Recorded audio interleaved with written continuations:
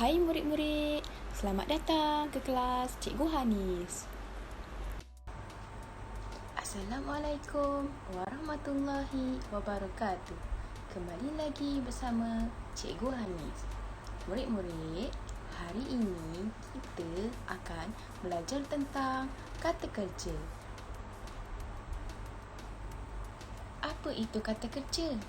Kata kerja ialah kata yang merujuk kepada sesuatu perbuatan.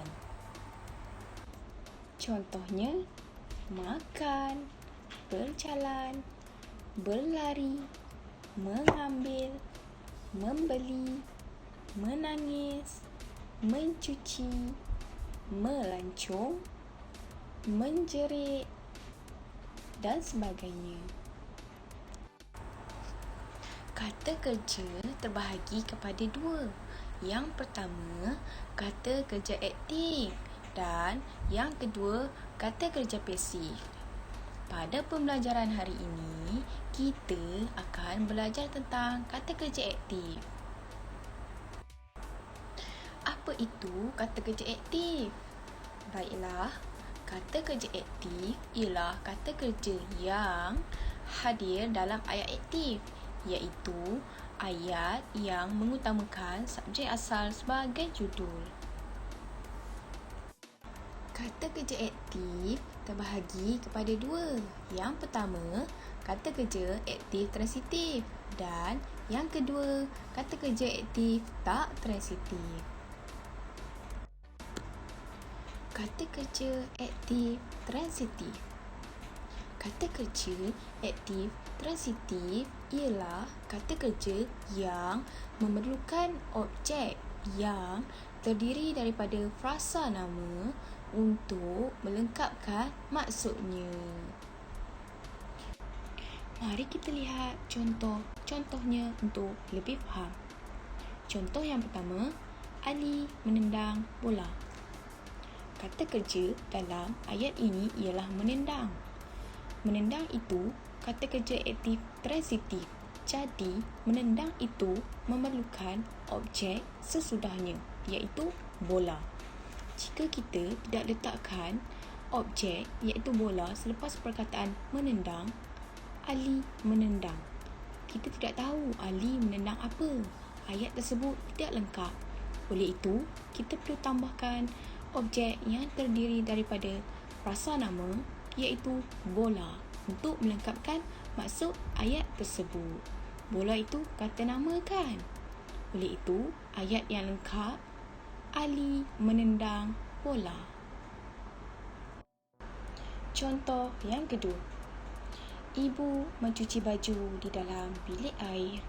Kata kerja dalam ayat ini ialah mencuci dan objeknya ialah baju. Jika kita tidak letakkan perkataan baju selepas mencuci, ibu mencuci di dalam bilik air, kita tidak tahu ibu mencuci apa.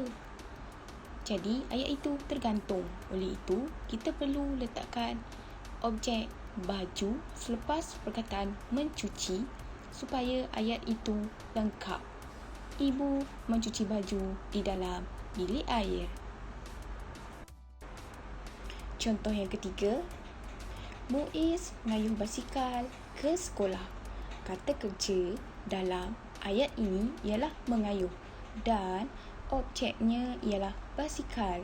Basikal itu kata nama kan? Jika kita tidak letakkan perkataan basikal selepas perkataan mengayuh, Muiz mengayuh ke sekolah. Muiz mengayuh apa? Jadi, kita tidak tahu Muiz mengayuh apa.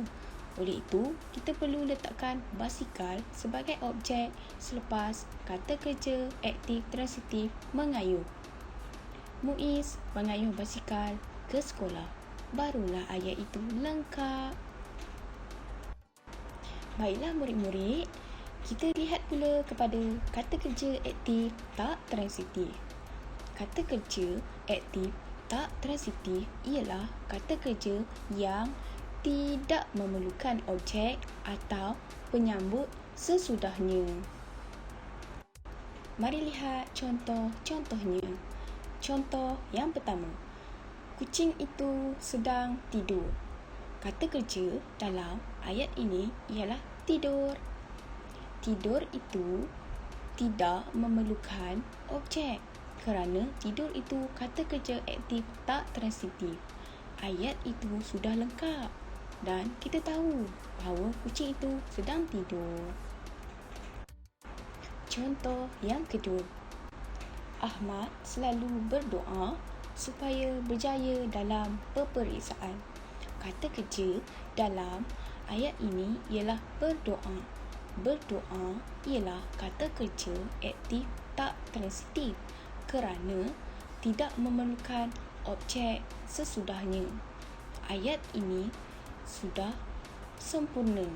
Ahmad selalu berdoa. Kita tahu Ahmad selalu berdoa. Supaya berjaya dalam peperiksaan itu ialah keterangan kepada ayat Ahmad selalu berdoa. Contoh yang ketiga. Adik selalu menangis. Kata kerja dalam ayat ini ialah menangis. Menangis itu ialah kata kerja aktif tak transitif kerana tidak memerlukan objek atau penyambut sesudahnya. Ayat ini sudah lengkap kerana kita dah tahu adik selalu menangis. Tidak perlu lagi kita letakkan objek selepas perkataan menangis itu. Baiklah murid-murid, setakat itu sahaja penerangan daripada cikgu. Cikgu harap kamu semua faham ya. Dan jangan lupa siapkan tugasan yang cikgu beri. Kita jumpa lagi pada kelas akan datang. Bye-bye.